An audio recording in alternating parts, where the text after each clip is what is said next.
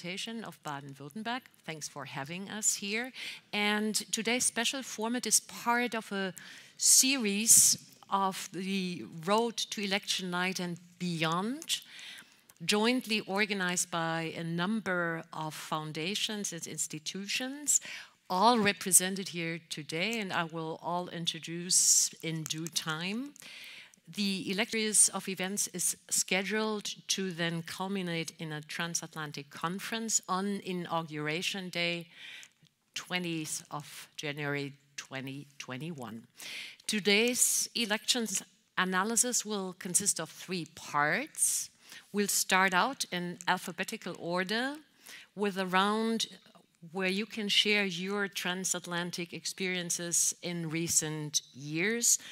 And then we'll have a second round where we'll address some of the fears and hopes, both if Joe Biden moved into the White House or if Donald Trump remained in the White House. And lastly, we will answer some of the questions that our audience would want to ask you, mostly online, of course, and we encourage to hand in the questions using hashtag R2EN on Twitter, and we'll then address some of the questions at the end of the discussions. Okay, alphabetically order. First, B like Benjamin Becker, Executive Director of the America House North Rhine-Westphalia. Hello, good evening. It's a modern networking organization bringing together people at the crossroads of politics, culture, science, business, and education. Benjamin Becker, your time as a Fulbright scholar in Atlanta paved the way for becoming a full-blown Atlanticist. Would you say that with the cooling of the relations between Washington and Berlin, or Brussels for that matter, the interest of Germans wanting to go to the US and to know more about the US has somewhat dwindled or maybe even grown? Thanks a lot for this question. Please allow me to, first of all, as I'm the first one talking to just thank everyone who put this together. Thank Rüdiger and his whole team for putting this together. It's an honor to be on this panel and wish us all a great night. Now, to your question, yeah, indeed. I mean, I can first of all talk about myself. I've been a fan of the US ever since this mind-changing experience as a Fulbright scholar at Emory University in Atlanta. And ever since then, I've turned my private passion into a work relationship, working in transatlantic relations. Now, while these numbers, study abroad numbers have certainly gone down, and they have in recent years, and the past 4 years, let's put it like that, haven't been positive for that relationship. But I still think that there still is a great interest in the transatlantic relationship. And I think that this kind of transatlantic relationship, maybe this is a chance now to renew it. I'm truly committed that as important and as valuable as the traditional narration may have been, we don't live in Cold War times anymore. This only foundation of transatlantic relations, or the solemn foundation of transatlantic relations in politics and security and the economy, that's valuable as said. But I think this is a time to move on and to find a new relationship, a new narration that centers even more on people-to-people relationships. I mean, for me personally, this relationship has always been about people-to-people interactions. I was formed in that sense by the Fulbright Exchange, and I know many, many other people who have been. On the other hand, there are many people who don't have a natural relationship at all to the US, and these people are too young to have such a relationship. And I think we need a new narration, one that appeals more to the general public, less to the elites maybe, quote-unquote new audiences. We need more civic engagement, and I think now is a chance to form this relationship. Let me end by saying that while I am worried about the current relationship, I see this really, I'm confident that we can find a new common ground, because I do see a future to this transatlantic relationship, and this is independent from the question who the President of the United States is. Thank you very much. We'll get back to this later on, what we can expect in the years to come. First, I welcome Daniel Benjamin to my right, present here. He's the president of the American Academy, non-partisan, privately funded.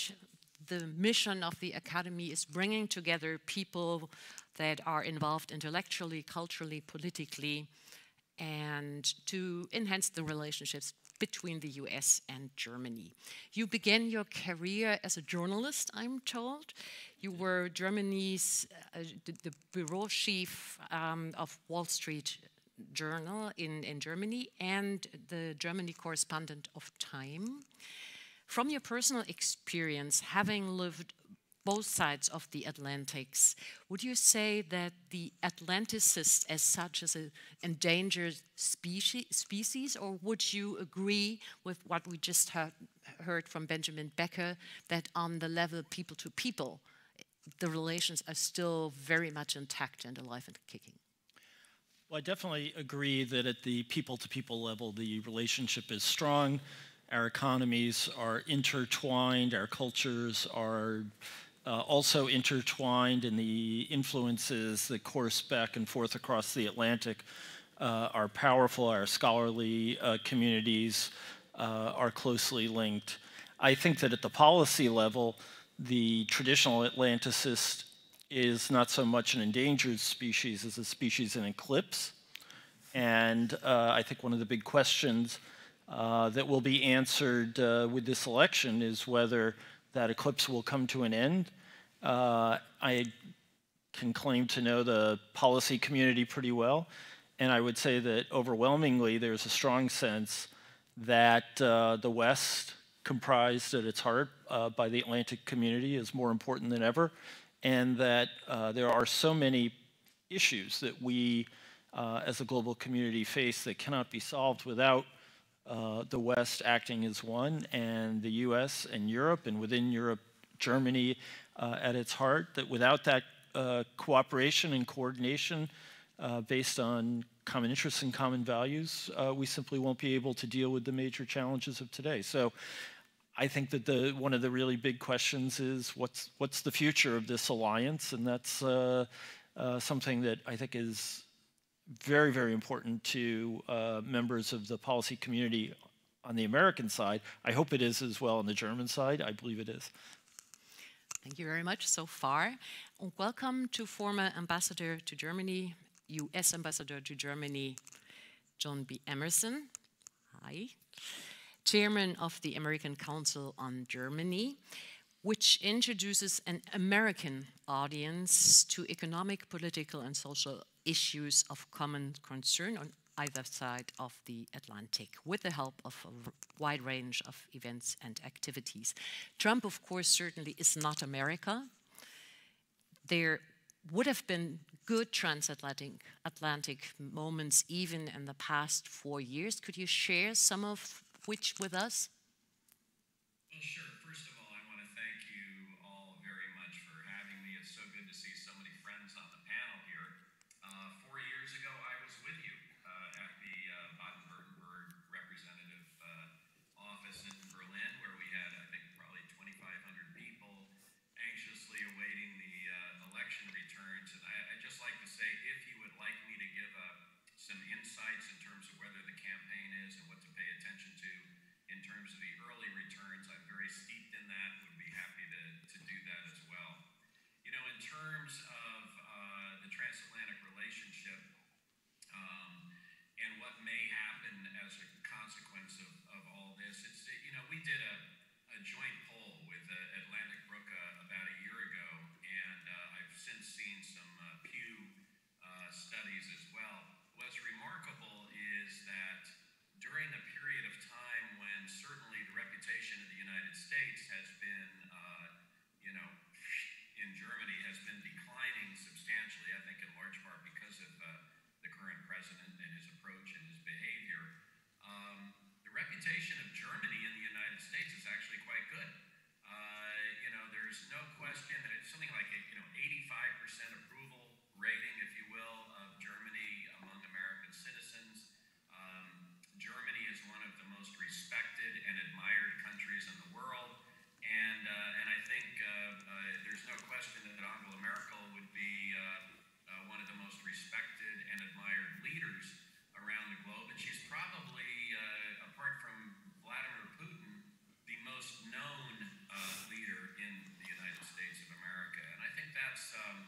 so it's interesting just to see where the American point of view is on this transatlantic relationship. Don't forget that 65 million of us have German heritage, and more than any other heritage here in the United States. And so this relationship is important.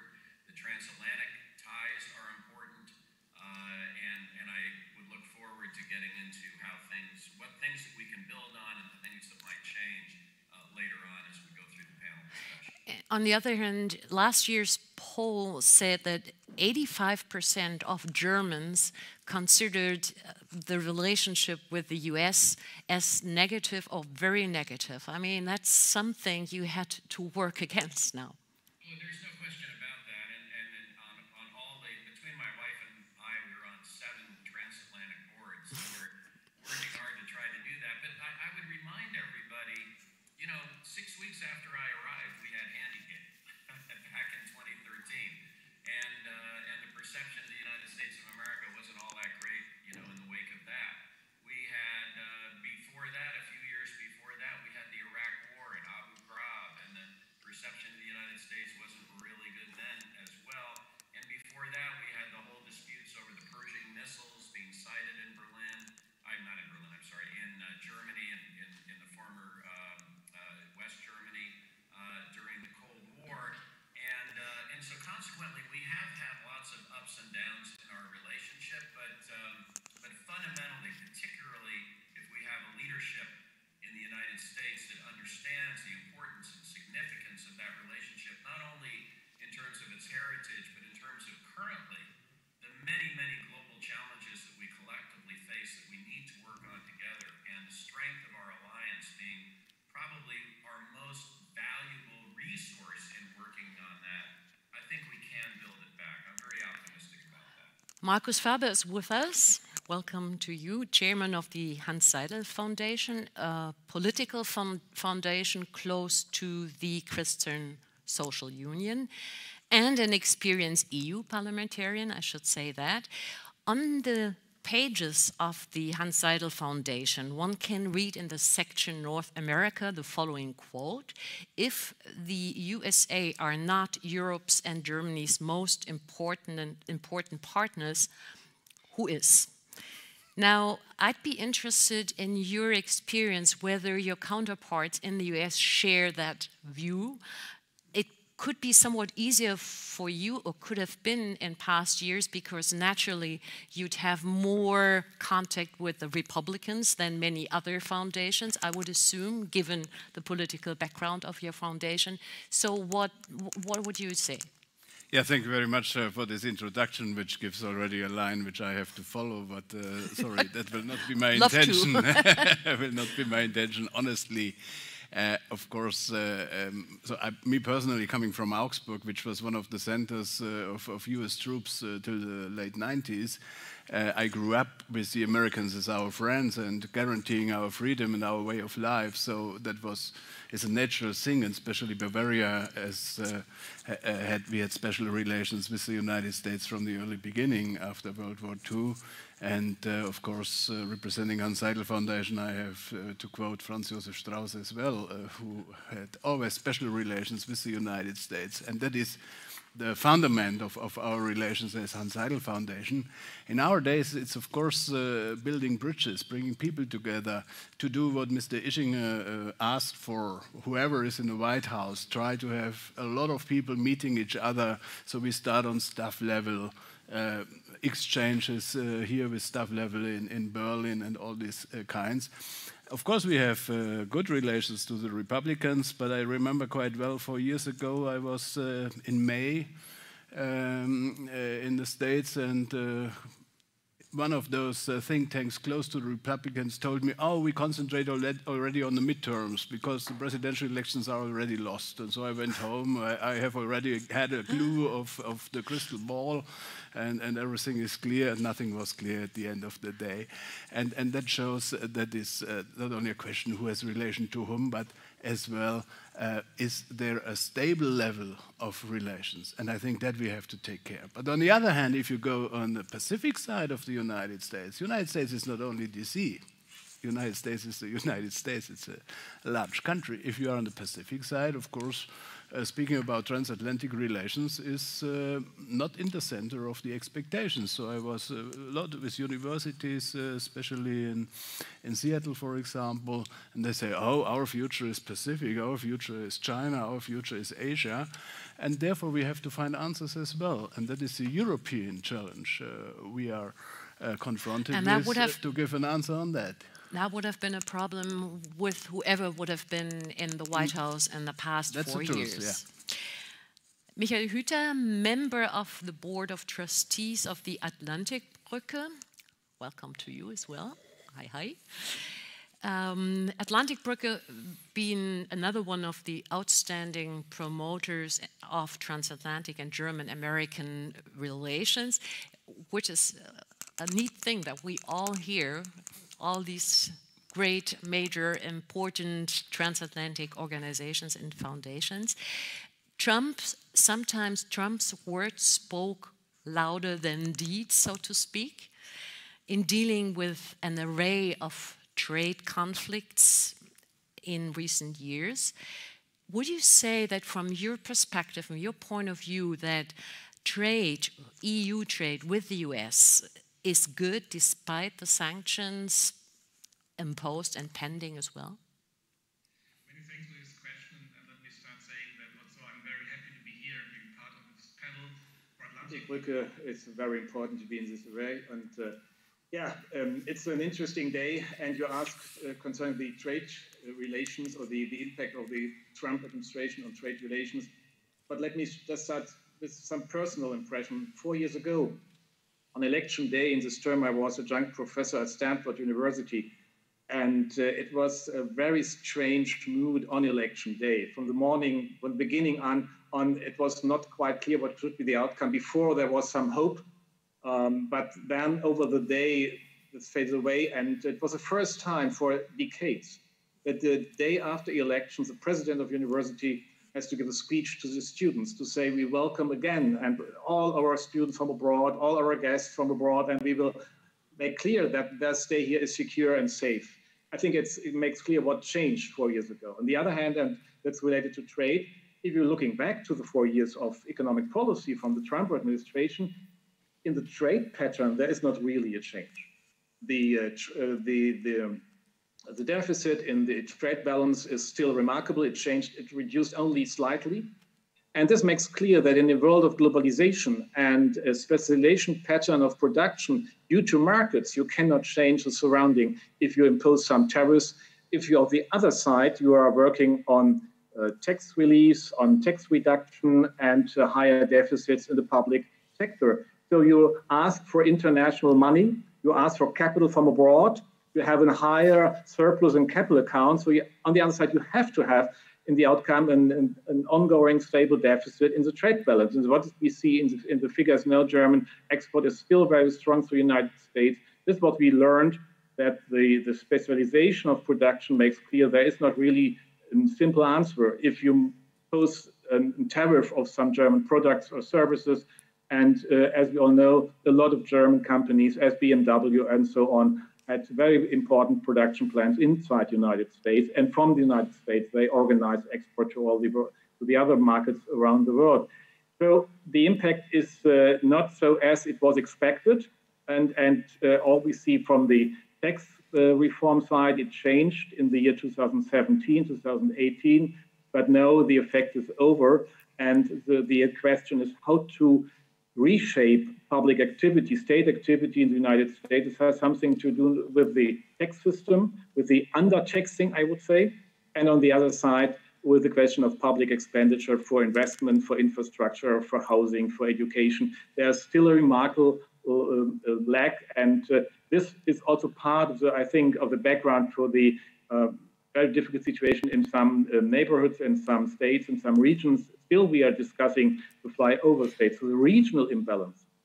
Thank you very much. Is remarkable. And just the last point, and what's also interesting for historical point, we have the lowest mobility of labor force since the Second World War in the United States. So all this mechanism of coming together, if there's no chance here, you go to the other place.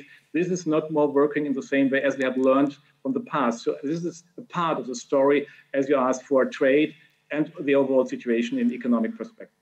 Let me apologize in advance if I do break in and interrupt you, because we have settled on a certain time management here, and therefore I will interrupt you at one point.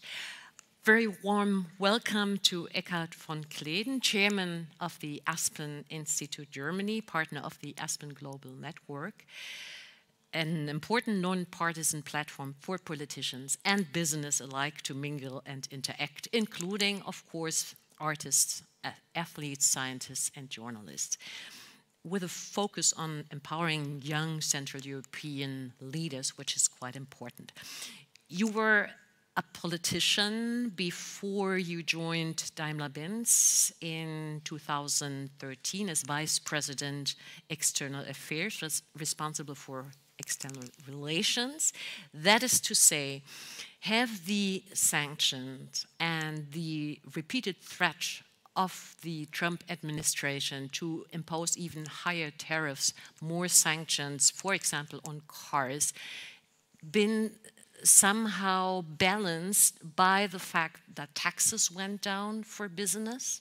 So we had insecurities on one hand, and I know business hates, if anything, insecurity, but on the other hand, the business climate would have been quite good, no? That's correct. And first of all, we have not seen any sanctions on cars, but we, of course, what we have seen is the threat on tariffs, the punitive tariffs. But also here, it is important to see the whole picture. Of course, it put us in a period of uncertainty, but nevertheless, so far, the tariffs for cars imported from Europe to the United States is 2%, and the European tariff for cars imported from the US to the European Union is 10%. So we have there a tariff imbalance, and of course the best would be a free trade agreement between the United States and Europe. And here also, to be frank, it was not at least the German public majority who was very much opposing such a free trade agreement. To Trump, one has to say. That Pardon? had been doomed, the TTIP, the trade agreement had been doomed before the Trump administration. Yeah, exactly, before the Trump administration. And I'm quite sure that, or unfortunately, I'm quite sure that such an agreement wouldn't have seen, but Markus could, of course, correct me on this, or a majority in the European Parliament. And it's very, very difficult to find a majority in Germany and in some surrounding countries if anti-Americanism and anti-market economy attitude mingle. And so we have to see the whole picture. Free trade is in the interest of all of us, but it's not only the current president of the United States who is quite reluctant to this. And how about the tax break going down for business from, I think, 35% to 21% under Trump? Of course, we benefited from that, and the story the Trump administration told the American companies on this was that they said, we help you now to regain strength when we go into trade wars with others, especially with China. So, and of course, we had also to bear our package regarding the tariffs and counter-tariffs from China regarding our products. What Michael Hüter said about BMW is also true for Mercedes, that we export mainly our SUVs from the United States to the world and also to China. And then, of course, BMW and us were and we are by far the largest exporter of all, even if you include the American companies from the US. And of course, then we suffered from these tariffs, but we benefited also from the tax reform, what you already have mentioned. Room is also Thomas Kleine-Brockhoff, Vice President of the German Marshall Fund of the United States and head of the Berlin office. Welcome. you are one of those who have the transatlanticism in the DNA, I'd say. You spent a year in high school and on an exchange program, and you've been living in the States on and off. As far as foreign politics is concerned, wouldn't we have to give grudgingly maybe credit for the Middle East developments to the Trump administration? What would you say? I have trouble giving credit to the Trump administration for the Middle East or much of anything else for the past 4 years, having endangered some of the alliance systems and the multilateral order as such. I think what we see here is, and some of the other speakers have mentioned this, is a broader trend. While there is an effect of the Trump administration, it's not the only game in town. It's not the only effect out there. I think what we're seeing currently is a crisis and a recession of democracy. So we're not looking at an American challenge. We're looking at a common Western challenge. The crisis of trust that has befallen our societies is not an American phenomenon, it's a Western phenomenon. It comes in different shades and colors in our societies, and we deal with it somewhat differently given demographics and political systems. But this challenge is common to us all. It affects foreign policy. It affects, by the way, also the Middle East, and I think it comes also in the foreign policy realm from a post-1989 misunderstanding and overreach in our ambitions, in our belief of what the world should be looking like, and that's what's coming back to haunt many of us in the Western world. And you wouldn't give the time of day to the Trump administration. I mean, normalization between Israel and the Emirates and Bahrain and Sudan, and maybe paving the way for similar developments, no? Well, I mean, the normalization and as you call it, or the realization that there is a Sunni-Israeli convergence of interests has been going on for a long time and has been prepared, including by the Israelis and the Arab Israelis. It sort of escapes me exactly what the contribution of the Trump administration to that process would have been. So, as I said, I'm hard pressed. To see that point. Well, I'll stop here. Alexander Graf Lambsdorff, parliamentarian, member of the Board of Trustees of the Friedrich Naumann Stiftung, the political foundation affiliated with the German Liberal Party. The master degree from the Georgetown University, Washington, that you hold is only one of the manifold connections that you too have with the US. You said in an interview 1.5 years ago, I quote, that even a strong Europe is nothing without the USA. Now, have the Europeans learned sufficiently to transform the lessons learned in recent years into action by becoming more capable to deal with things on their doorsteps themselves? That's a very good question. You just mentioned my connections to the United States. I want to pay tribute to Ben Becker, who reminded us of the merits of the Fulbright program, because I could only afford Georgetown thanks to the Fulbright program. It's been an incredible experience to be there. Has Europe learned the lessons of global politics over the last couple of years? I don't think so. I think there's one person who has learned it and who's continuing to lead, that is Emmanuel Macron. He gave a speech in Paris a couple of years ago, just after the last German elections, laying out a roadmap for a stronger Europe. And the echo from Berlin has been deafening silence. There was no willingness to engage.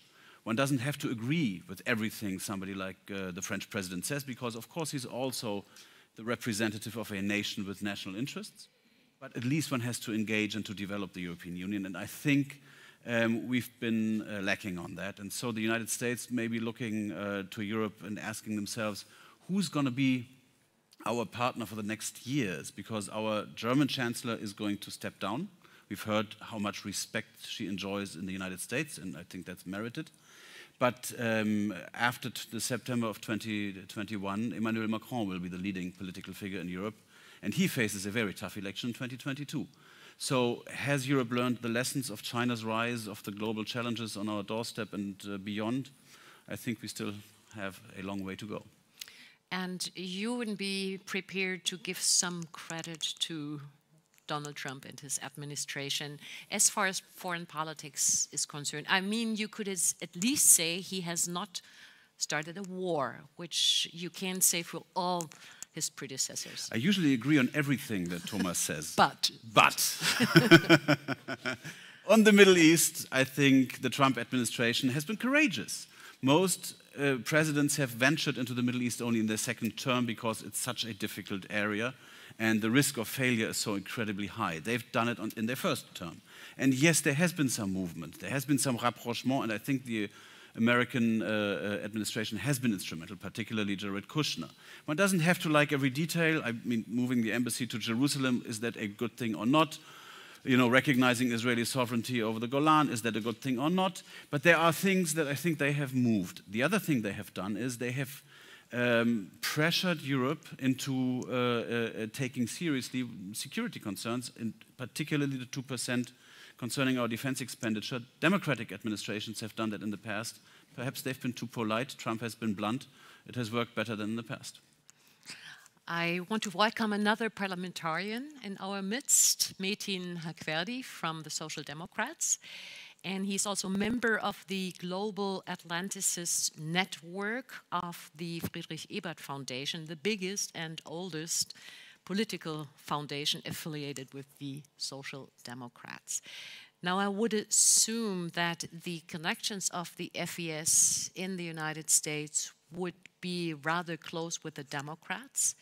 But what I'd find more interesting is whether you have been able in the past years to reach out across the aisle and also establish a working relationship with Republicans, other than the McCains of this world who has sadly died.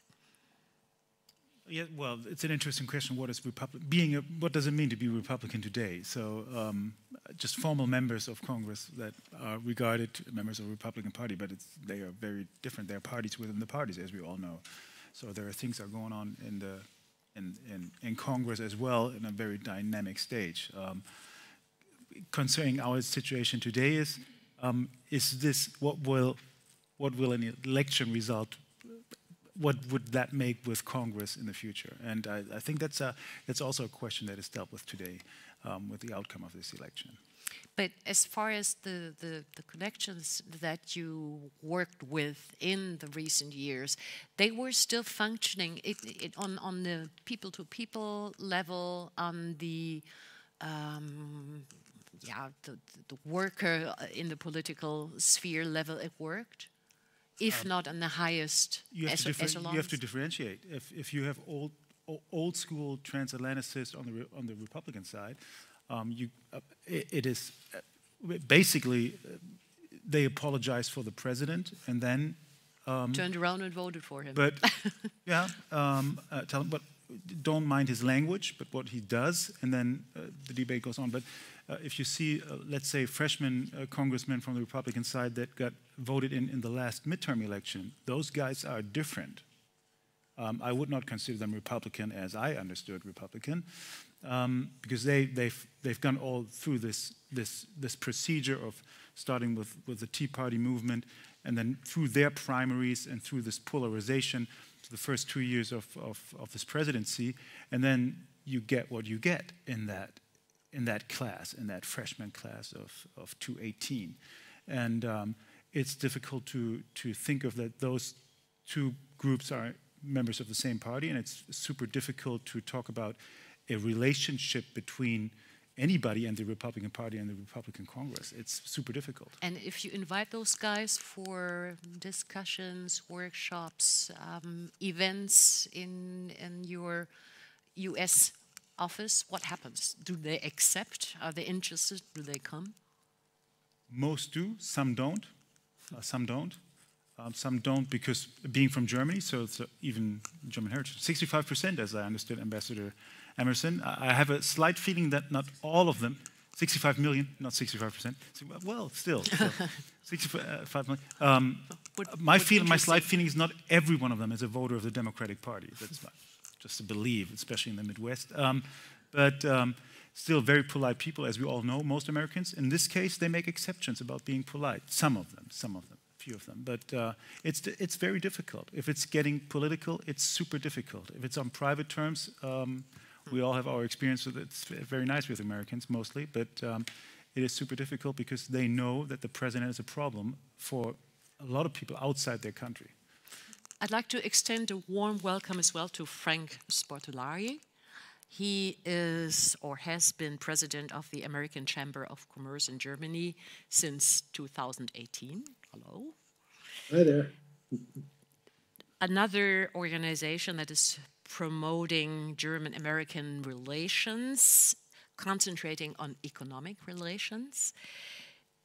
Last weekend, we learned that the exports from Germany to the US have grown by 6% between 2017 and 2019, and the imports from the US have grown by 15%. Trump or no Trump, you personally and the business people that you are in touch with have nothing really to complain about the administration, right? Well, I would look at it this way. The AmCham consists of roughly 1,000 corporate members, both German and American companies. And the fact is, someone said it earlier, I think it was Marcus Faber, the U.S. is not only Washington, D.C. To us, it's very little of Washington, D.C. Our contacts, that we try and build up, are out in the states where people actually work and live and try and grow their businesses. And if you get out there, one, you see, as we heard before, Germany is very beloved. There hasn't yet been a governor, even from the most conservative state you can think of, that said, German, go home, we don't want your investment. On the contrary. And we get a parade of U.S. governors and government officials coming through Germany looking to help their companies make investments. So I would say, in spite of the turbulence being caused by Washington, D.C., our members continue to do what they're going to do, which is to, look at each other's markets. To a European company, there's no way you can ignore the United States. It's a fascinating market, the world's most vibrant market. And for an American company, the Americans usually tend to be a little bit more domestic since it is such a domestic market, but exports also play an enormous role, and that is not stopped so easily, fortunately. And has the business community thought it a pity that we don't have a free trade agreement? As we mentioned before, that was a dead man walking, so to speak, even before Trump, but certainly he hasn't taken it up and made it his mission to make it happen. Well, President Trump and his team, unfortunately, have a very limited focus. It's in achieving certain things which, to a degree, are understandable. For example, President Trump wants to bring more manufacturing back to the United States, where only about 10% of jobs are in manufacturing. Certainly, a German could agree with that idea, right? And we have no problem with that in itself, but I think the methodology, how he's trying to achieve that, is always causing problems for our members. And when you look at then, if you just look at a lot of the policies that are being enacted, we might agree with the intended outcomes, but we certainly have a lot of trouble with the way things are being done. And our members are very concerned. We also heard earlier, and it's certainly a key statement, we need continuity. We need things that can be planned. When you make large investments, you need to know that you have a reliable system governing the country, and that the money you invest there is going to bring the return that is looked for. So that's the way our members look at this. Thank you very much. And I turn to Christian Schmidt. He's the president of the German Atlantic Association, the German branch of the Atlantic Treaty Organization. the objective being promoting and informing about German national security politics and Germany's integration into NATO. He's also a CSU, Christian Social Parliamentarian. In the part of Germany you call home, Franken, there used to be and there still are some US troops that you would have been in contact with, I'm assuming. The announcement of Trump to withdraw or replace about a third of the US troops in Germany is just that, an announcement. Do you expect it to happen with or without Trump?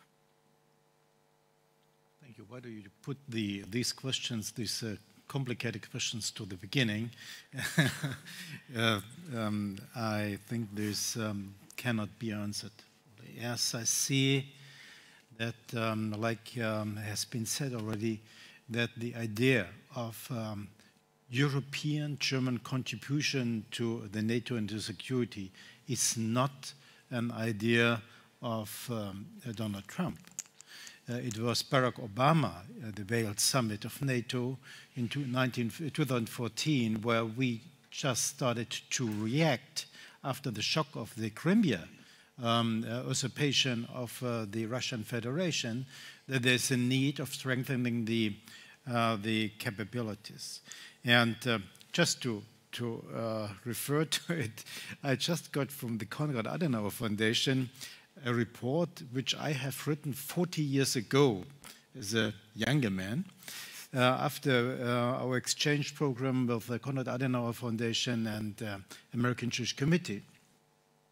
And I could read in my report that I urged us to think about what we heard on the Capitol Hill, that they were not bipartisan, they were not happy with the degree of contribution to defense issues from German side. So that's not new, that's old.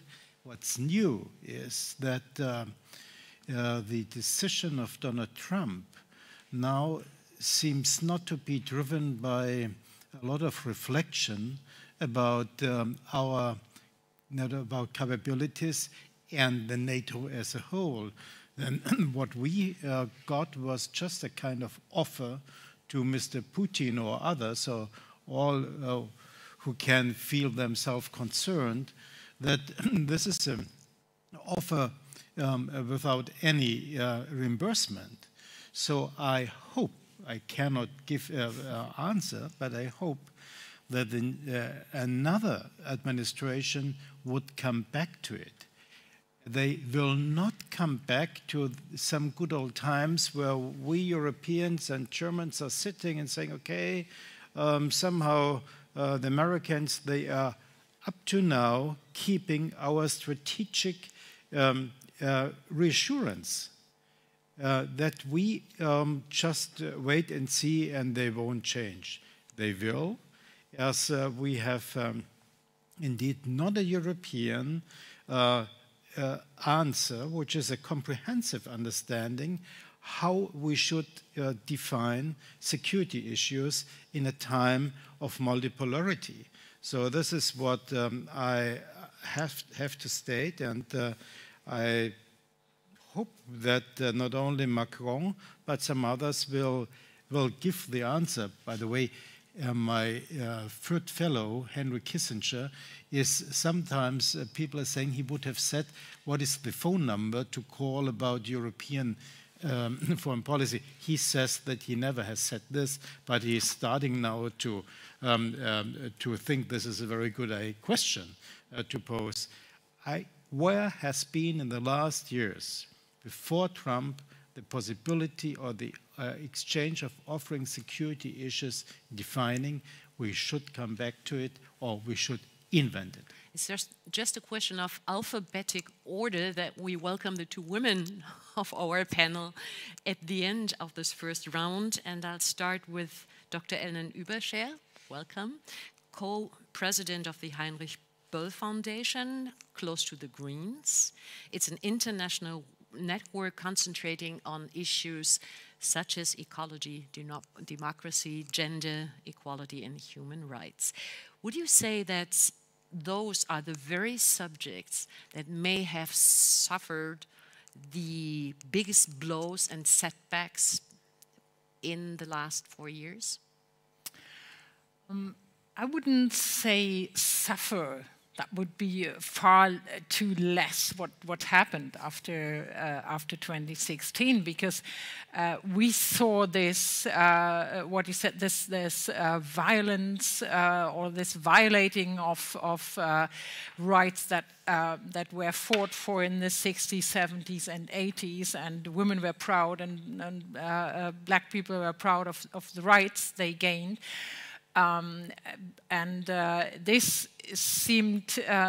This came into a crisis, of course, with Trump and his exacerbating style of polarizing the country. But on the other hand, we saw a rising resistance to this, and we saw that people who are committed to these values of human rights, of ecology, of plurality, gender equality. Yeah, I mean, in a way, they have been strengthened by the situation and by seeing there is really something to fight for. And so I'm not as negative about what we see in the US, but I'm really convinced, and that is what we're working on, if we don't manage to integrate new generations in their topics, we will really miss the point. I mean, we have seen these people also in 2016, the young people that didn't vote, or because they didn't want to vote for neoliberal politics, and they didn't want to vote for Trump, so they didn't vote at all, and went around with their Bernie Sanders stickers on their Apple computers. And nowadays, these people really, I would say, are politicized in a more effective way. So we've seen on a communal level people stepping into politics all at once. So I think we have really to look at these, and this is what we are doing with the foundation to make voices also in Europe heard of these new generations that are, we've seen a demographic change, we've seen the rise of black people, of Asian people, so it is a plural society. We in Europe are plural as well, and to recognize this, that something has changed within the population and that the interests have changed, that people concentrate on global challenges like the climate crisis. So this is also a chance to cooperate over the ocean. Last but no way least, Z like Zwingenberg. Maike Zwingenberg. Hello, good to see you, good to have you with us. Executive Director of the Bavarian Center of Transatlantic Relations, another outstanding institution promoting transatlantic and international networking and exchange between people and organization. You said in an interview roughly 4 years ago, after Trump had just first been elected, and I quote, "This is not the end of democracy." Now, certainly Washington isn't Weimar, but could you wholeheartedly say the same thing today? Good evening, everybody, and a warm welcome from Munich, first of all. It's good to be with you. Thank you for the invitation. Yes, I could stick with that even today. Yeah, I could stick with it. When you followed the interview, it was actually dealing with traditions of US democracy that are far older and longer and valuable than just the last 4 years. So that is kind of the perspective in the past, and I would like to tonight have a perspective for the future as well, because we were talking about younger generations. Here in America House in Munich, we welcome about 40,000 visitors and program participants each year. And we have a very vast base for dialogue and discussion and academic exchange and all these different dialogue forms on different levels. But I think that one thing that might have changed, and that is an essential part of US democracy, is trust. And I would like to focus on that element of transatlantic relations for a moment, because I think it is an essential element. And if we don't have a certain trust also of the German population and the younger audiences in a way of working together, then we will have a hard time with all these tough issues that all these gentlemen before me have already indicated, like trade and security policies and so on. So I think it is really important to also trickle down these themes and topics to younger audiences, as Frau Übischer has mentioned, but also to the broader population, and that we have a specific level of trust, which we actually lost a little bit over the last 4 years. And would you say that we are still in the same club, so to speak, or do we see a different kind of democracy? It certainly still is one, but you know, haven't we sort of drifted apart as far as democratic values are concerned? A different democracy that I would say that the fascinating aspect of US democracy, that it has always been very diverse. And that is something that is a good point of starting point for us with all our programs and formats here at America House in Munich, because we see a lot of interest in domestic politics, like Black Lives Matters, climate politics, film and art, and we always present great photographic artists here in Munich. So that is a great way of dealing with current art, but also domestic policies, social inequality. And these are also essential elements of US democracy that are very important to be discussed. And I think they build a very strong bridge and level between our two democratic entities. And especially themes like immigration, refugee policies, and all these essential themes that we all have as domestic policies, they might as well be discussed on a comparative level, and that is very helpful. This is the end of the first round. We have analyzed the state of play and looked back a little bit, and now we should be looking forward and a little bit into the future, not who's going to win tonight or in the days or weeks to come. That I'm not going to ask because we don't know. But I'd like you to share your ideas about things that might or could happen with Joe Biden, or for that matter with Donald Trump in the years to come. And I'll start with B again, like Becker. Here he is, Benjamin Becker. Hey.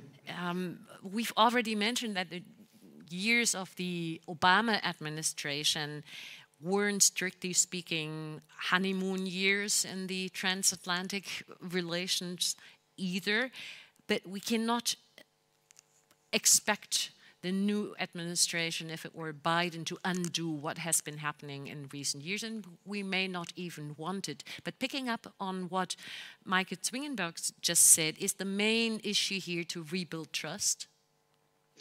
Oh yeah, definitely. I wholeheartedly agree with Maike, and maybe that it's no coincidence that we both work in organizations that are succeeding organizations to the historic Amerika-Häuser. I mean, that's our programs are catered specifically to a general audience. It's not merely aimed at an elite, but at a general public. We include not only politics, but also culture. And I think we both agree, and maybe I can speak for that whole sphere of, let's say, political, cultural institutions in that domain in Germany. It's based, I can just repeat myself, on people-to-people relations. And of course, it's all about trust. And now, if President Trump wins this election, re-wins a second term, polarization will, I'm pretty sure, increase. And the good thing in that sense is either way, I think our organizations will be relevant. If President Trump wins, we'll have to do a lot of explaining. That happened during the last 4 years with all comparable organizations, I think. Interest in our programs has been extremely high. People sometimes just wanted to know what's going on the other side of the Atlantic. Now, if President Biden wins, of course, it's not going to be all good and all forgotten. And as you rightly said, Ms. Riedel, we don't want that. We want something new. But on the other hand, he will have the unique chance of start the healing process. I don't think that he'll go back. I don't think that he'll succeed in do the whole healing, but he'll start it. And I think also in this context, if he wins, if Vice President Biden becomes President Biden, I think there will be a renewed and fresh energy to multilateral cooperation, to internationalization, and that is something that we at the German-American Institutes, how we sometimes call ourselves, are all passionate about. We want more cooperation. We want to, yes, rebuild trust. I think rebuilding trust under a potential President Biden, even though it's still going to be problematic in some he's still going to be an American president, not a German president, and not a European president. But cooperation will be stronger again, and trust needs cooperation. That's my commitment as well. Cooperation is a good word to turn to Daniel Benjamin. The UN is suffering from what could prove to be a deadly disease, and international law is suffering as well, has been suffering in recent years. That's not only because of Trump, but of course more so because of him spurning multilateralism and international institutions the way he is. Having effectively withdrawn and announced withdrawal from international treaties and UN organizations, do you expect a President Biden to recommit to international law and to international institutions? I absolutely expect President Biden to recommit to America's traditional role as a multilateral player, and in fact, I think an even more vigorous and, shall we say, less bullying sometimes multilateral player. The United States is acutely, the Democratic Party and the policy community is acutely aware of the need to be multilateral about key challenges such as the environment, such as trade, non-proliferation, any number of other issues, and there is no other way to do it. And I think that the current generation of democratic policymakers have multilateralism in their veins in a more robust way than we've seen in a long time. In addition, the commitment to international law is very, very strong. And I think that Vice President Biden shares that, his key advisors share that. So I think that you would see immediately re-entry into the WHO. Withdrawing from the WHO was one of the most foolish things imaginable during a pandemic. Return to the JCPOA, the Iranian nuclear deal. There may be some issues to be resolved about timelines and horizons, but there's no question that the Biden administration would come back into that. A return to the Paris Accords, certainly. And, you know, America has not ratified a treaty, I think, in 5 or 6 years now. And I think that you would see that change. A lot will depend on the composition of the Senate, which, of course, has responsibility to advise and consent on treaties. And having all of the government belong to one party would obviously make it a lot easier to get that advice and consent. But I think it will be night and day in terms of the past and the present. And very night if there were a second Trump term. Well, as you said at the outset, I'm supposed to be the leader of a nonpartisan institution, but I think you only have to be analytic without being partisan and say, if President Trump is reelected, he will believe that his instincts have been confirmed and his wishes, he will be emboldened to carry them out.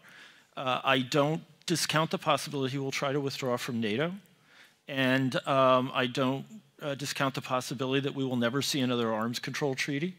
And I think that there are a number of other possibilities that are really hard to fathom right now. And I think it would be very, very dangerous for the international community to be operating in a mode in which the biggest, most powerful member, arguably, refuses to play in the sandbox. John Emerson, Kamala Harris would be the first woman as a woman of color as vice president if Biden became president, and arguably she could also be the first woman of color becoming president. It's not entirely out of the question. Against this background, can you share what you know about her stance on transatlantic relations? I sure can. I've spoken to her extensively about that, but let me just make a couple of points before in response to all the other comments that have been said. I completely agree with Daniel in terms of his assessment of what a Biden administration would be. Joe Biden is a true transatlanticist and Atlanticist, so that's something to keep in mind. Secondly, on trade, as most of your panelists know, I was deeply involved in the TTIP negotiations. Tony Blinken, who is, Joe Biden's top foreign policy advisor, gave a speech about 3 weeks ago where he said one of Biden's first acts would be to end the, quote, artificial trade war with Europe. Now, that doesn't mean it's all going to be hunky-dory, but I think we'd be moving back to a very good posture in terms of trade and our trade negotiations. And then the third thing is regarding burden sharing, that isn't going to go away. But I think the fundamental difference between a Biden administration and the Trump administration is that perhaps the decibel level on burden sharing would be reduced somewhat, and that a Biden administration would see the entire transatlantic relationship in its totality, including all the things that we work on together, like climate change, like a number of the issues that Daniel just ticked off. And the burden sharing pressures would be in the larger context of that and not something that just appears to define the whole administration. And with regard to all that, in terms of my good friend Kamala, she absolutely shares that. She's been a member of the Senate Intelligence Committee during her 4 years in the United States Senate. She is very much in agreement with Joe Biden in terms of foreign policy. Honestly, that hasn't been an area where she's had enormous experience, so I think she will be sort of following his lead and his instincts. But all the conversations I've had with her have been indicative that she's fully supportive of rejoining the international community, of taking an energetic role in terms of America's role within the international community. And she absolutely agrees and believes, as Joe Biden does, that a strong and independent Europe is absolutely within the national security interest and the international economic interest of the United States of America. So I think you can feel comfortable about that. Are we ever glad? Markus Ferber, there are analysts who claim the US elections or the outcome would also have implications for the negotiations taking place at this very moment between the ex-member-to-be of the United Union, Great Britain, and the European Union. Would you agree that with President Biden, Johnson is a little bit more likely to come up with a last-minute compromise to yet have a treaty when leaving the EU, or don't you agree with that, and why or why not? That's a nice question, because I do not see any link to the outcome of the US election. The question, because they're saying, let me just briefly they are explain. Saying, I read these studies as well, yes. That Biden wouldn't be leaning towards supporting Brexit and giving him extra terms for a treaty, a free trade treaty. But honestly, if you follow what's happening between the United Kingdom and European Union at the moment, Mr. Johnson is learning, if he is really the Prime Minister of United Kingdom, he has to serve to the people and the economy of United Kingdom. And in the interest of economy of United Kingdom is to have an agreement with the European Union. So that's why he's moving now, because he really got the feeling he's lost without having it. The other problem, of course, was his initiative in the parliament to change unilaterally the agreement he has signed with the European Union. And if you want to be a trustful partner in international negotiations, you can't behave like that. So whatever happens tonight or the day after in the United States, Johnson lost credit because of this behavior.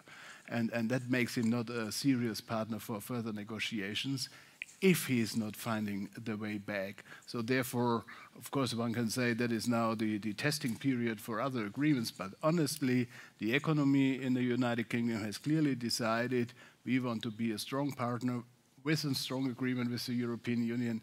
That is the key of our economical future.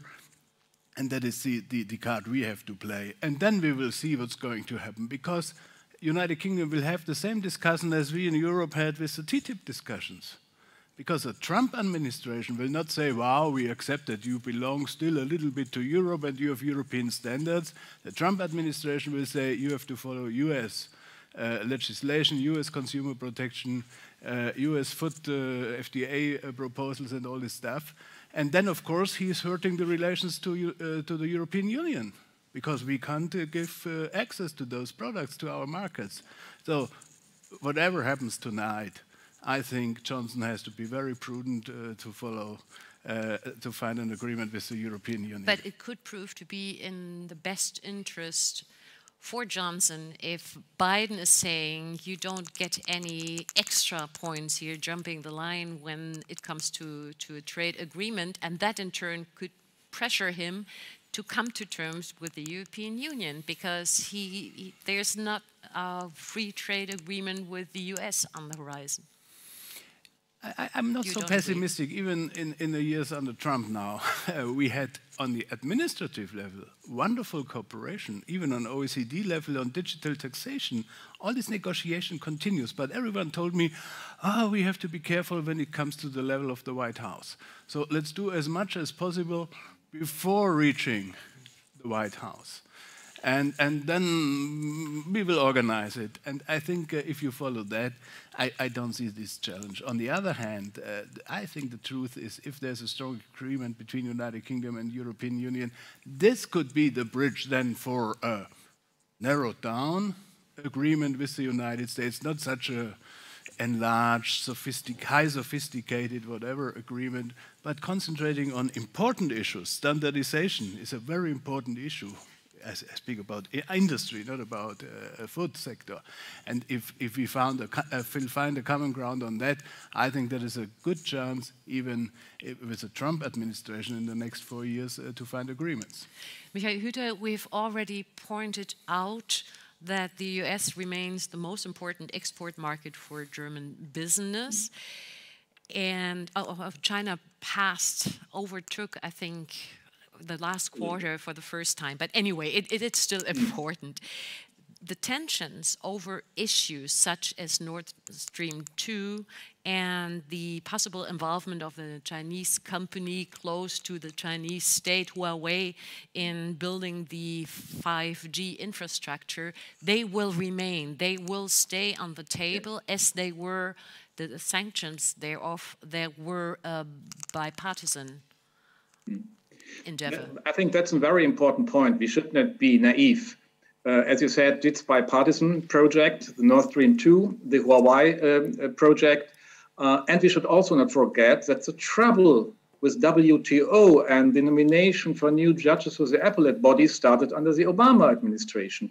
So in general, we have to see that the progress we made last time, 25 years ago, with the finishing of the Uruguay round in the former GATT, and then the starting and the creation of the WTO, we did not make any progress since this period. So there is a lot to do. And I think in general, we have to come back to the idea that the multilateral order, based on the spirit of cooperation, of fair trade, that's true, and of common and joint recognition of basic principles should be redesigned. And I think this is what also makes the problem so so severe, we have to work on our side as well.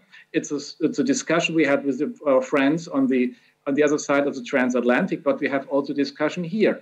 Henry Kissinger said in a speech 1992 on an event of Atlantikbrücke that there is no automatic reorganization or redefinition of the transatlantic idea. We have to work on it. We have to define the purpose of transatlantic cooperation, and we have to ask for the principle of free trade, of fair trade, of common projects, and we will also have to discuss, and I think I'm hopeful on that Biden will come back to the Paris Agreement on the climate policy approach.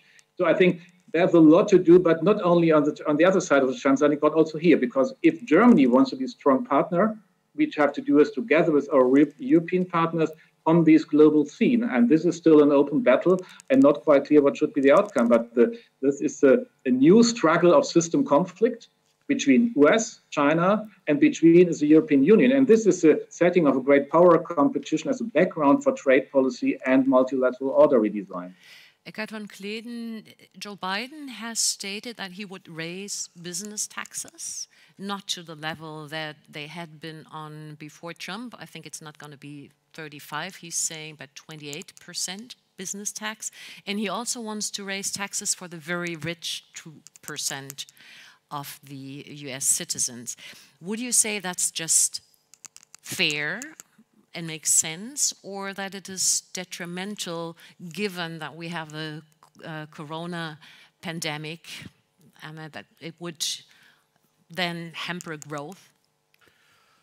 Well, I would ask this or answer this question with a quote by Bill Clinton. It's the economy stupid. So as long as such a tax policy serves a flourishing economy, then it could make sense. And as long as it breaks down growth, then of course it will create more problems than issues it will solve. And at the end, of course, the raise of taxes could lead at the end to less tax revenues because of this context. But it really depends, and I think you have to see the whole picture. It is not only that I think the economic program of Joe Biden is just about raising taxes. He has a lot of other, I think, important ideas, supporting technology and so on, especially regarding climate change. And so I think we will have to see the whole picture. I would like to add another point regarding our strategy towards the American administration. I think we, as Europeans, have a tremendous interest that the United States sees themselves and are perceived as a European power. And if we look a little bit broader into our history, things went very well when the United States were in. No deliberation of Europe from communism, fascism, communism, no German unification or European unity without the United States. And things went wrong when they withdrew, for instance, after the First World War. And I think our strategy to both administrations should be to increase our relevance for them by contributing. And then we need different tactics, of course. Because both administrations will have different approaches. It's easier to say how we should deal with the Biden administration. So I would like to make a point how we could do it with the Trump administration. And I think there were some lost chances even in the past. So for instance,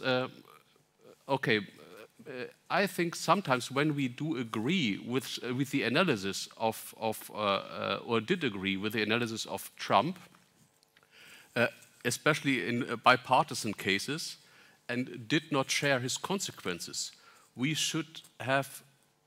could have done things contributing more to the things where we agreed. And one example, for instance, could have been the behavior in the Human Rights Council of the United Nations. And another thing could have been the JCPOA. And I think there, European and also German diplomacy failed to also contribute to more cooperation. Thomas Kleine-Brockhoff, China and Russia may want to have Trump in offices again, may like a second term Trump for their own reasons. Would you agree that it would make sense from their perspective? Because with Biden, it could be that the ties and the cooperation, transatlantic ties and transatlantic cooperation, would be enhanced and strengthened again, and that in turn would give China and Russia less leverage? Well, it is clear that it's in the interest of China and Russia not to have a united West. There is a lever that they've been trying to use and continuously trying to use. But let me turn that question around. What do we have to do to not have that happen with regard to your question? And I think with regard to both, I think we need to get to terms in Europe with the fact that Europe no longer is the strategic center of the world, which it has been arguably for the last 500 years. That center is moving to Asia, and we have to accept that the United States is turning to that strategic center. And that means that whatever administration we will see, the process of the United States being less present, certainly militarily present in Europe, is something we have to look at, realize, accommodate, probably slow down, and make sure that a commitment of the United States remains under these conditions. And that is certainly only possible, as Eckhart just said, with a European contribution to its own security. So we're going to look at that process, and that process is probably going to be more disruptive with the Trump administration, more unplanned, more unstrategic, also by fiat, as we have seen in the troop withdrawal case. And it can be smoother, more negotiated, more in a transatlantic accord with the Biden administration, but it is going to happen, and our policy has to adjust to that. And the second point is we will have to come to terms with the United States being in systemic competition with a rising world power under the conditions of increasing interdependence, something we haven't seen in history in the past. And again, that process can happen in different ways with the different administrations that the United States will choose tonight. But we will have to accommodate that process and have to have a position vis-a-vis that process. Alexander Graf Lambsdorff, would you agree that we get a lot of nice things, all the goodies we Europeans want to maybe see in the program of the Democrats? That's all in there, going back to Paris and rejoining some of the international institutions.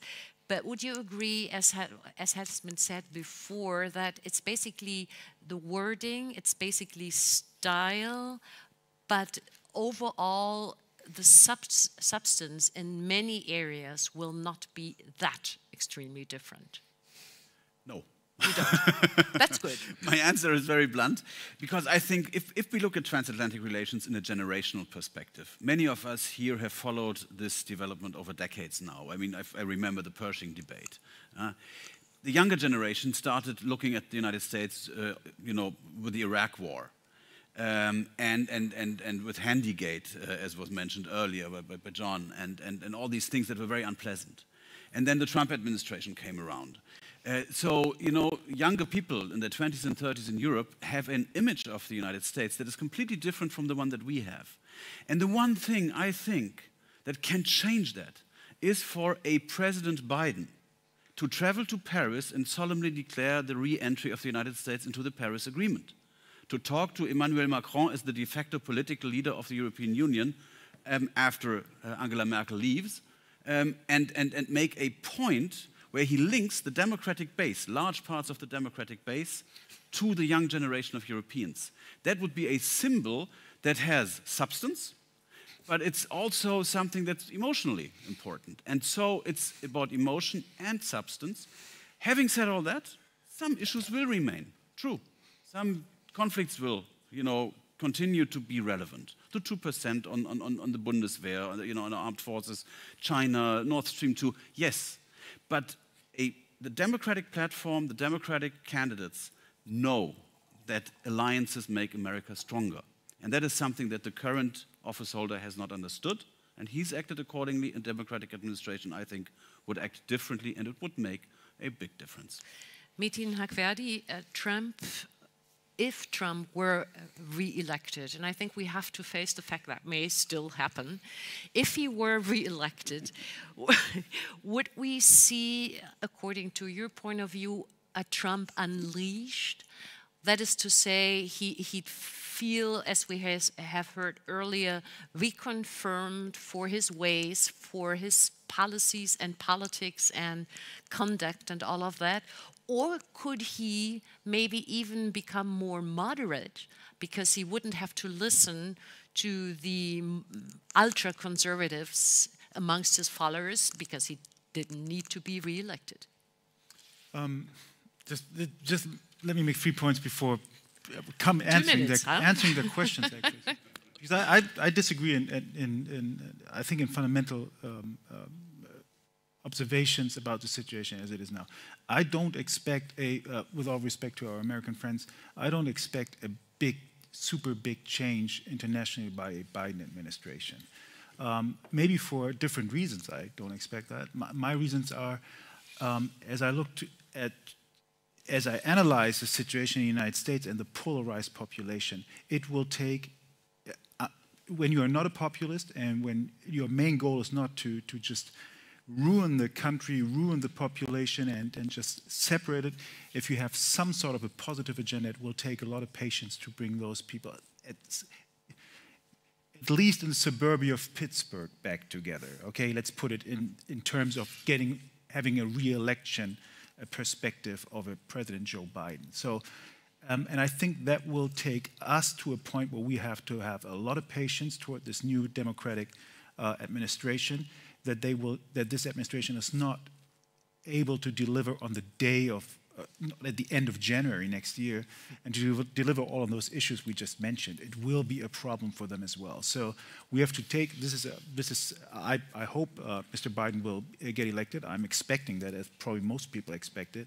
But this will not change overnight the perspective on the whole deal. So first of all, yes, this will be better for us with a Biden presidency.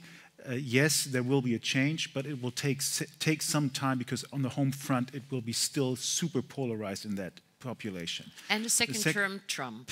And the second point, let me take the second point. The question is, what is so problematic about Trump? Because it has been challenged in this round, it has been challenged everywhere. The main problem is that he's a populist. The main point that being part of the transatlantic relationship, you can define it historically as it is today with a lot of different aspects. It is part of the West. So what does it mean to be a Westerner? What does it mean that we are Westerners? And the answer is, if you have a head of state, he's not lying to you. That's super important. Because if he does lie, it ruins our democratic society, it ruins our public speech culture that is absolutely essential for democracies. We suffer a lot from those lying leaders. China does not, Russia does not, we do. So this will be the big change, but it will be not a healing effect at the end of January and everything will be fine. It will take a lot longer. Your time's up, but yet a brief answer to the original question, a Trump unleashed or more moderate? Actually, I gave up on trying to foresee what he's doing. I do not expect a moderate President Trump at all. He believes he would be thinking of that he was right all the time, and he will be seeing himself as something new that and don't be sure that he's not thinking of a third and fourth term after that. Whoa. What a perspective. Frank Sportolari, Biden is not a free trader, so to speak, either. He might be a bit less protectionist, but he's not a free trader. His slogan is made in all of America rather than America first. What is, from the business perspective, in it for you? What is the difference between the two approaches? Well, certainly candidate Biden has said a few things that we would find concerning, talking about, having a focus on building America back and having incentives to keep jobs in the U.S. and penalizing jobs that go away. That's just not the way the economy works. The economy works by, having a well-trained workforce, by doing a lot of things that are not quite so easy. And having said that, I would say we certainly expect, if he were to win the election, a completely different tone and approach to the way these issues are raised and resolved. And one would assume that, tying geopolitical issues to trade issues would no longer take place, that, threats of tariffs would not be used to achieve short-term goals. But, it remains to be seen. Again, our members want stability and a level playing field, and we're more than willing to work with any administration on achieving those goals. We've done that consistently, even when it's appeared difficult, and, that's our mandate. That's what we do. But Biden has said that he would like to concentrate on small businesses, so that would be, in a way, a shift. I mean, both a second-term Trump or Biden would invest in infrastructure. They would have to, but Biden would concentrate more on small and medium-sized enterprises. Look, small and medium-sized enterprises make up the backbone of any Western economy. In most economies, I think it'd be a true statement for both Germany and the U.S., 95% minimum of businesses are small and medium, and a large amount of employment is in these small and medium companies. We tend to, focus on what the big guys are doing, huge numbers, hundreds of thousands of employees. But in reality, the world is made up of small and medium businesses. And, who needs to tell that to Germany with the Mittelstand here, with the hidden champions, with all the companies that have been, selling their products all over the world? That's something to emulate, and AmCham would certainly support any endeavors devoted to helping small and medium businesses flourish, which would include exporting more. U.S. small and medium companies in the U.S. could export more and be even more successful. And raising minimum wages? That's a complicated topic that people will be fighting over that long after we're all gone. It's been a topic that in Germany has been hard fought after. There were people that said when the initial minimum wage went in here, it was going to kill a lot of jobs. It didn't. They're talking about a relatively substantial increase in the U.S. Again, it would remain to be seen how that would have an impact, how it will work, who it would apply to. That's really too complicated a topic to answer here in this forum. Christian Schmidt, put in a nutshell, a second-term Trump would kill NATO, and first term of two, maybe Joe Biden in the White House would revitalize it? Unfortunately, I could imagine that the second term of Donald Trump will bring NATO as it is today, maybe not formally to an end, but politically to an end. And I could see that probably the dispute inside the US would be as intense as this between Europe and the US.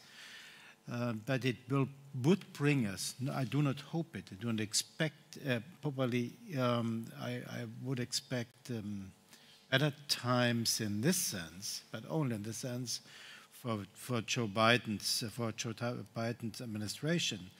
I think basically we have to reflect and to reinvent security, especially we Europeans. We have not found an answer how to deal with the, let me say, the Asian challenge.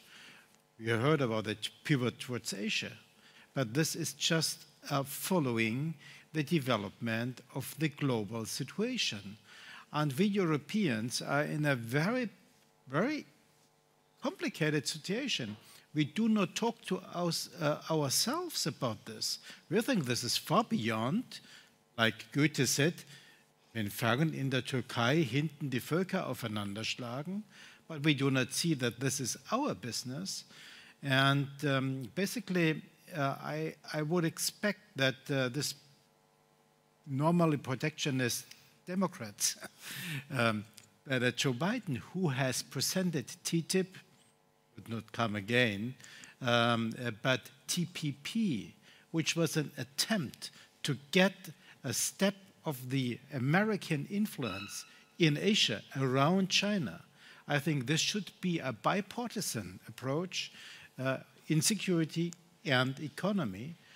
So it's on us Europeans to think and not just to give any points to this or that president of the US. And Übershare, the one thing that is for sure, if we had Joe Biden in the White House, policies would be greener. No? Yes? I love the vision that Alexander Graf Lambsdorff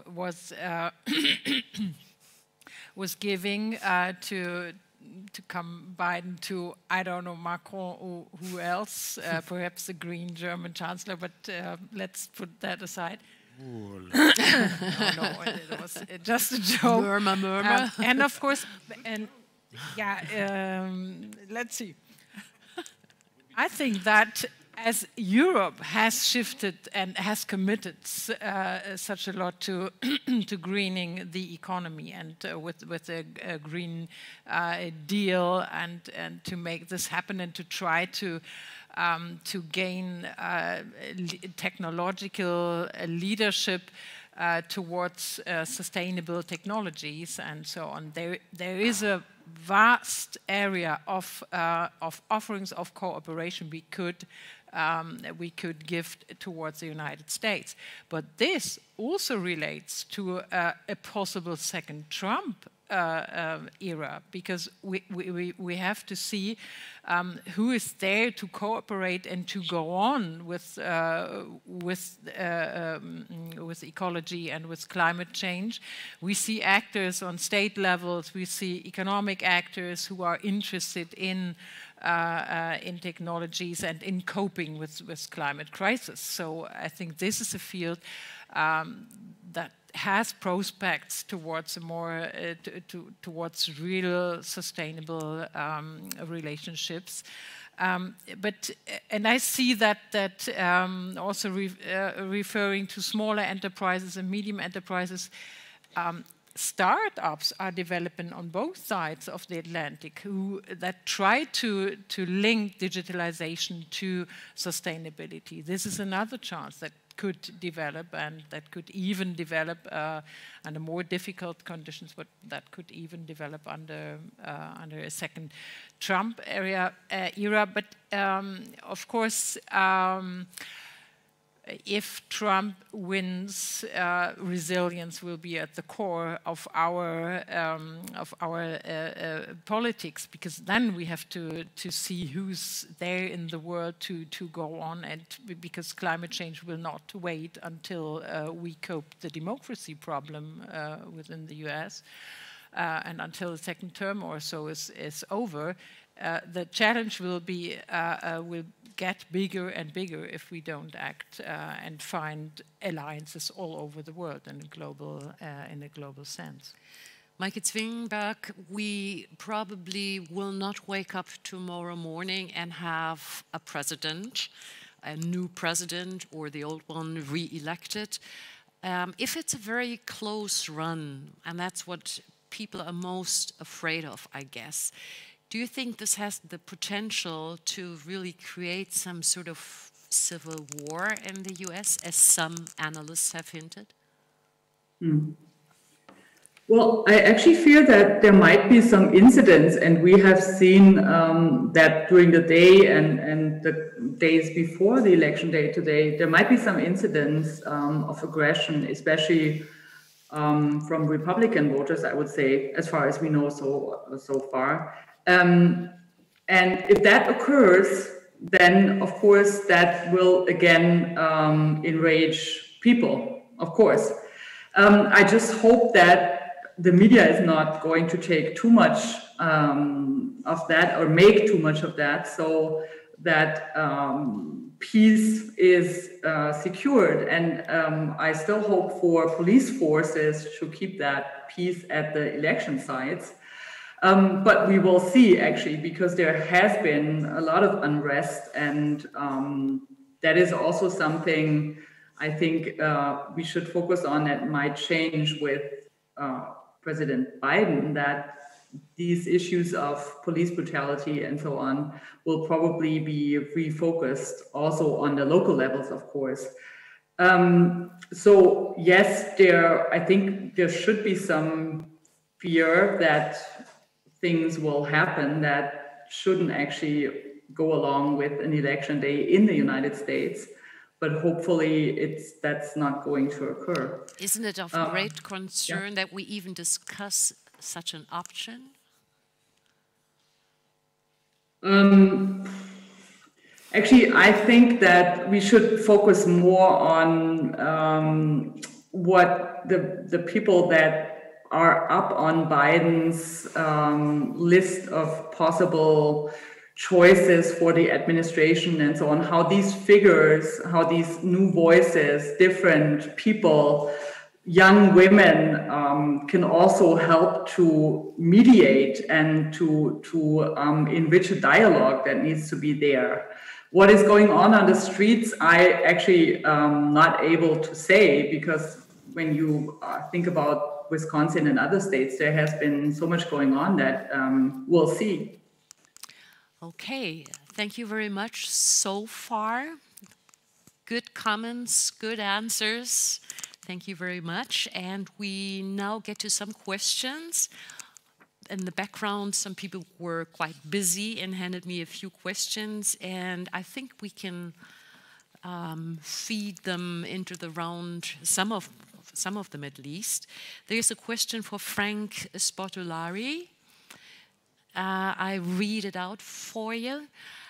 Europe's financial markets will be affected by whoever enters or remains in the White House. Could the re-election of Trump initiate a trade war? And let me just say this, please keep your answers, whoever will be asked a question, brief. Well, the re-election of the president, we've heard this from several people, would be taken rightfully as a confirmation of the policies he's followed so far, which have been very aggressive in pursuing his goals. And I see no reason to not think that he would, when the opportunity came, post-COVID, I guess, or whenever we start doing business again, to aggressively deal with the issues that he feels are wrong between Europe and the US in trade. So the answer to that would definitely be yes. There's a question from the audience. By the way, we have more than 1,000 people live streaming this event, which is nice. For Ellen Überschel, once elected, Biden has promised, and we've mentioned it before, to rejoin the Paris Agreement. Will it be possible to undo Trump's withdrawal? Legally speaking, or if you don't know, maybe one of us does. There has not been a withdrawal so far. He has announced the withdrawal, but can he withdraw from the withdrawal announcement? Yes. Yes. Legally so? Yes. Yes. Yes. Okay. A bit more complicated would be the Open Skies agreement, which he has announced to leave. With Russia. Mm-hmm. Which is validated, I think, end of this month. Right, it's these days now. Now that you have the word already, here's one question for you, Christian Schmidt. How much of a safeguard and how much of a threat is the US electoral process and equal access to it? I don't understand the question, to be honest.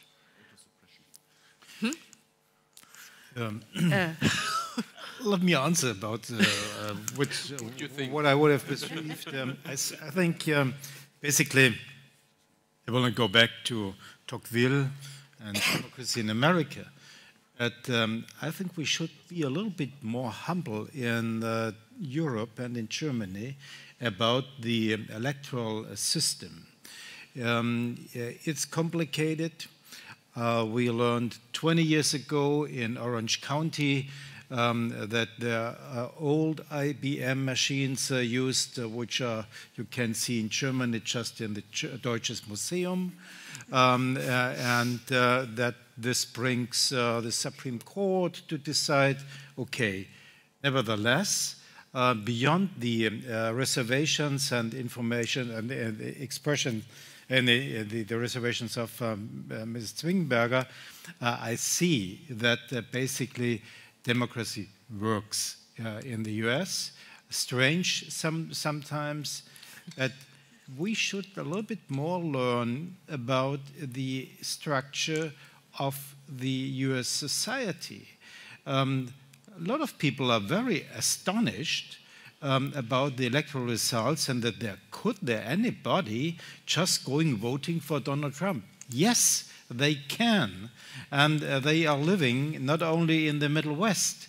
And we have to realize that we have to deal with those who are electing and that these people are not voting for the new Messias, but just for the simple job of the head of the group of Americans calling themselves the United States of America. If this is gone, I think we can basically talk a little bit more about democracy and structures in a society which is diverging. Maybe a question to John B. Emerson. How will the Republican Party react to a potential loss of President Trump? It depends on how substantial the loss is. If it's a big enough loss that it also results in a loss of the Senate, I think you'll see not the elimination of Trumpism. Trumpism isn't going to go away, as one of the speakers mentioned. He'll be on TV, on the Trump broadcast network or whatever, and he does have that loyal base. So it's not going to go away. But I think you'll see for sure a resurgence within the Republican Party of much more of that mainstream republicanism that I think we're used to from the Bush and Reagan administrations, for instance. I think if it's a close one, a very close loss, then I think you're going to see almost a civil war within the Republican Party in terms of the 2024 elections. You know, is it going to go in the direction of Trumpism with perhaps a friendlier face? Or is it going to represent a resurgence of, and the example of that might be Tom Cotton, senator from Arkansas, or a resurgence of the more traditional approach to, say, foreign policy and international relations. That would be more Marco Rubio from Florida. So I think you're going to see either way tensions there. And just to make clear, if Joe Biden loses, it'll be a Donnybrook in the Democratic Party as well. The far left of the Democratic Party, sort of the Bernie Sanders AOC wing, will say this is exactly what we were afraid of. You nominated a moderate and incrementalist. It didn't cut it. We need to go in our direction. And of course, you'll have the moderates in the Democratic Party who actually sort of drove this primary process.